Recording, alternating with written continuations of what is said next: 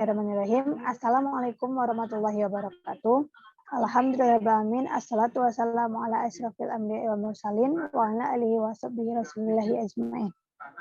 Baiklah, pada kesempatan kali ini kami dari kelompok 4 mata kuliah penulisan karya ilmiah akan mempresentasikan hasil diskusi kelompok kami, yaitu tentang kutipan.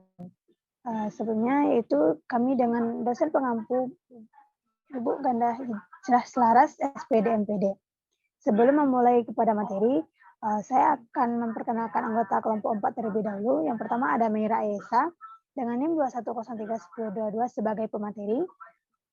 Yang kedua ada Nita Anggreni dengan NIM 21031027 sebagai pemateri. Yang ketiga ada Nurul Hikmah 21031147. Dan saya sendiri Tasya Kirani dengan NIM 21031160 sebagai moderator. Pada kesempatan kali ini, materi yang akan kita bahas yang pertama yaitu tentang pengertian kutipan, yang kedua fungsi kutipan, yang ketiga syarat pengutip, yang keempat prinsip-prinsip mengutip, yang kelima jenis-jenis kutipan, yang keenam sumber kutipan, yang ketujuh teknik mengutip, dan yang ke-8 catatan kaki.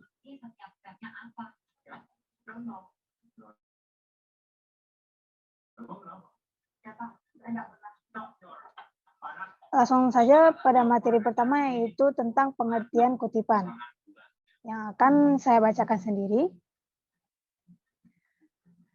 Kutipan adalah salinan kalimat, paragraf, atau pendapat dari seorang pengarang atau ucapan orang yang terkenal karena keahliannya baik terdapat dalam buku atau jurnal. Kutipan ditulis untuk menegaskan isi uraian sebagai landasan teori, pembuktian, dan kejujuran menggunakan sumber penulisan. Yang kedua yaitu fungsi kutipan.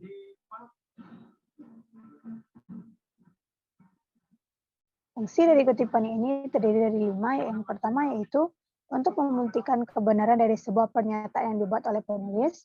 Yang kedua untuk memperlihatkan kepada pembaca materi dan teori yang digunakan penulis.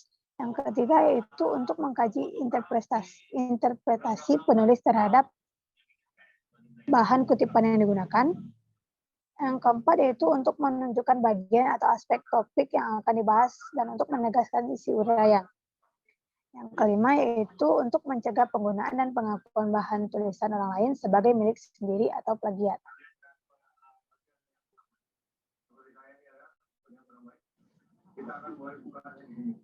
Baik, sekian materi yang dapat saya sampaikan. Selanjutnya materi yang ketiga yaitu syarat kutipan yang akan dibacakan oleh Nita. Kepada Nita, waktu yang dapat dipersilakan.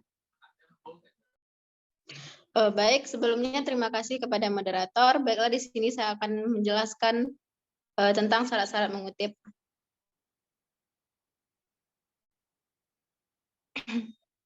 Nah, kutipan langsung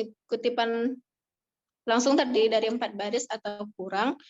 Selanjutnya kutipan dimasukkan ke dalam teks, kutipan diletakkan dalam tanda petik, terus kutipan diawali dengan huruf kapital, kutipan ditulis 2 spasi, terus identitas, pengarang, tahun terbit, dan halaman diletakkan di awal atau di akhir kutipan. Nah, yang kutipan langsung ini terdiri dari 5 baris atau lebih. Yang pertama itu ada kutipan dipisahkan dari teks, yang kedua kutipan diketik 1 spasi. Selanjutnya kutipan tidak diletakkan pada kutip. Selanjutnya kutipan masuk atau menjorok ke dalam 5-7 kutipan. Selanjutnya jarak kutipan dengan teks tersebut sebelum dan sesudah kutipan itu ada 2 spasi. Selanjutnya identitas pengarang, tahun terbit, halaman buku diletakkan di awal atau di akhir kutipan. Selanjutnya ada kutipan tidak langsung. Syarat-syaratnya yaitu ada diketik 2 spasi, tidak diletakkan dalam tanda petik. Terus identitas pengarang, tahun terbit, dan halaman buku dapat diletakkan di awal atau di akhir kutipan. Selanjutnya, kutipan tidak langsung sudah bukan yang aslinya atau sudah merupakan kalimat sendiri, tetapi itu berdasarkan kutipan.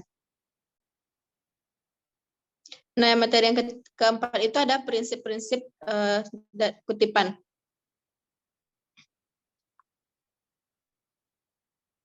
Adapun prinsip-prinsip dalam mengutip itu yang pertama itu untuk membuktikan kebenaran dari sebuah pernyataan yang dibuat oleh penulis.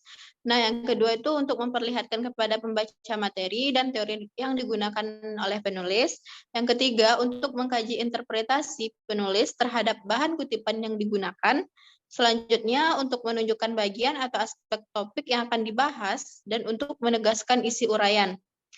Selanjutnya, untuk mencegah penggunaan dan pengakuan bahan tulisan orang lain sebagai milik sendiri atau plagiat.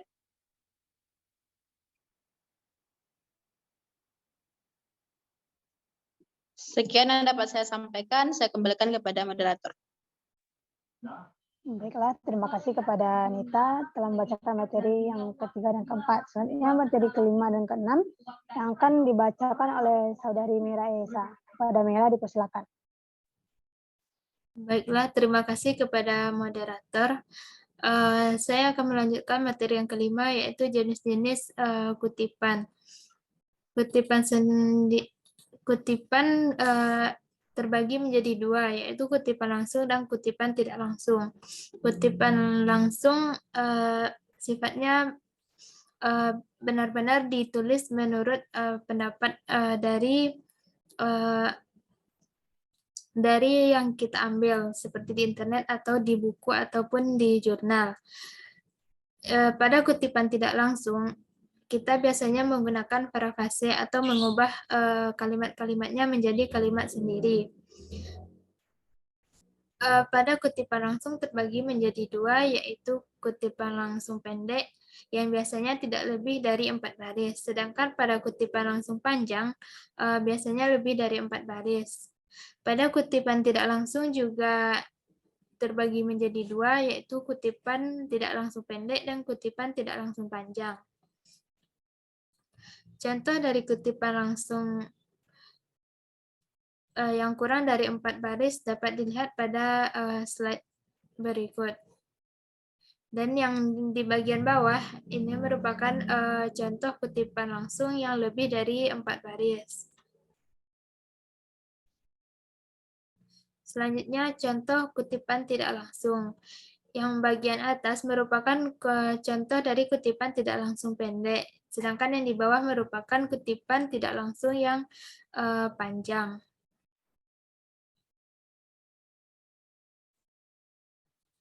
Selanjutnya, materi ke-6 yaitu tentang sumber kutipan. Sumber kutipan adalah penulisan asal-usul kutipan secara singkat dalam teks karya tulis dengan kutipan. Sumber kutipan biasanya dapat dilihat dari internet, buku, jurnal, dan lain-lain.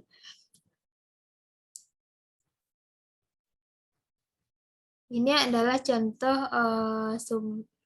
kutipan berdasarkan sumbernya. Misalnya yang pertama yaitu contoh dari buku. Yang kedua ada contoh dari jurnal.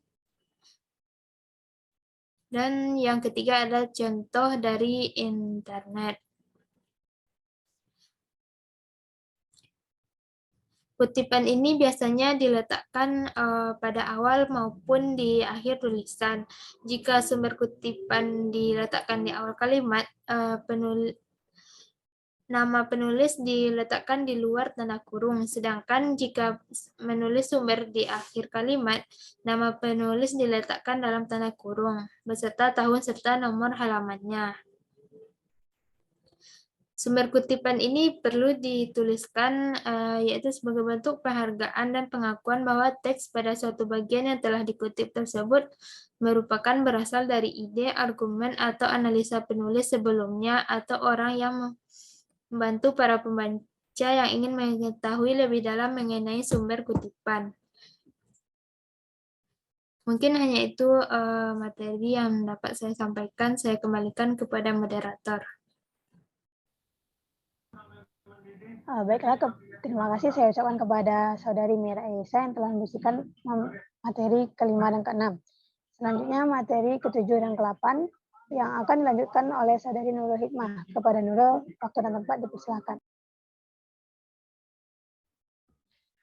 Baiklah, terima kasih kepada moderator yang telah memberikan kesempatan kepada saya untuk menjelaskan materi selanjutnya, yaitu perkenalkan nama saya Nurul Hikmah dengan NIM 2103-1147. Nah, di sini saya akan melanjutkan materi tentang yang ketujuh, yaitu teknik mengutip. Nah, teknik mengutip ini, yang pertama ada teknik mengutip kutipan langsung, di mana teknik mengutip kutipan langsung ini ada dua. Yang pertama ada kutipan langsung pendek, dan yang kedua ada kutipan langsung panjang. Nah, yang pertama ini, di kutipan langsung pendek, tekniknya yaitu yang pertama diketik seperti ketikan teks, yang kedua diawali dan diakhiri dengan tanda kutip, dan contohnya pada tanda kurung lalu diberi tanda kutip. Nah, selanjutnya tekniknya yang ketiga, jarak antar baris kutipan 2 spasi. Yang keempat, sesudah kutipan selesai, diberi nomor urut penunjukan setengah spasi ke atas, atau langsung ditulis di belakang yang dikutip dalam tanda kurang ditulis dari mana kutipan itu diambil, dengan menulis nama singkap, nama pengarang, tahun terbit, dan nomor halaman tempat kutipan itu diambil. Contohnya dapat kita lihat pada dalam kurung, penulis, koma, tahun, tanda titik 2, dan halaman. Selanjutnya, pada kutipan langsung panjang, teknik yang pertama yaitu jarak antar kutipan 1 spasi, yang kedua dimulai 5-7 ketikan dari batas tepi kiri, dan yang ketiga sesuai dengan alinea teks pengutip, dan yang keempat kutipan dipisahkan dari teks dengan jarak 2,5 spasi, dan yang kelima sumber rujukan ditulis langsung sebelum teks dikutip, dan yang keenam, jika pengutip menghilangkan beberapa bagian kalimat, pada bagian itu diberi titik sebanyak 3 buah.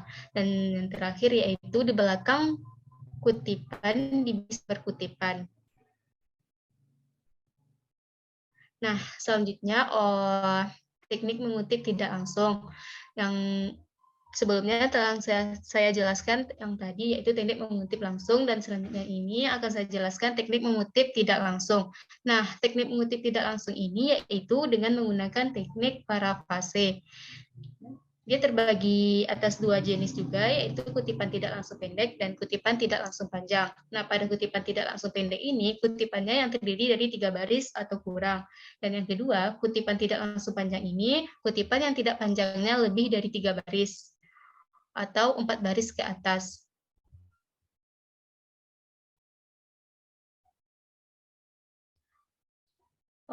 Selanjutnya, materi yang ke-8 yaitu catatan kaki. Catatan kaki adalah keterangan atas teks yang disampaikan pada kaki halaman yang bersangkutan. Sebuah catatan kaki harus terdiri dari, yang pertama, nomor rujukan yang ditulis setengah spasi lebih tinggi. Yang kedua, nama pengarang lengkap tidak dibalik setelah nama diberi tanda koma. Dan yang ketiga, judul buku atau dibawahi atau dicetak miring atau artikel diapit tanda petik 2. Dan yang keempat, tempat penerbit ditempatkan dalam tanda kurung. Dan yang kelima, dibikin tanda petiknya. Yang keenam, tahun terbit, dan yang ketujuh, halaman. Nah, biasanya halaman ini tulisannya kayak halaman titik, koma, dan selanjutnya. Dan diberi tanda titik setelah angka. Nah, demikian materi yang telah saya sampaikan. Saya kembalikan kepada moderator. Baiklah, terima kasih saya ucapkan kepada Saudari Nurul Hikmah yang telah membacakan materi ke-7 dan ke-8, yang mana itu adalah materi terakhir dari presentasi kelompok kami. Baiklah, sekian yang dapat kami sampaikan dari kelompok 4 tentang materi kutipan mata kuliah penulisan karya ilmiah. Terlebih dan terkurang saya mengucapkan mohon maaf, dan atas perhatiannya saya ucapkan terima kasih. Wabillahi taufiq wal hidayah. Wassalamualaikum warahmatullahi wabarakatuh. Waalaikumsalam warahmatullahi wabarakatuh.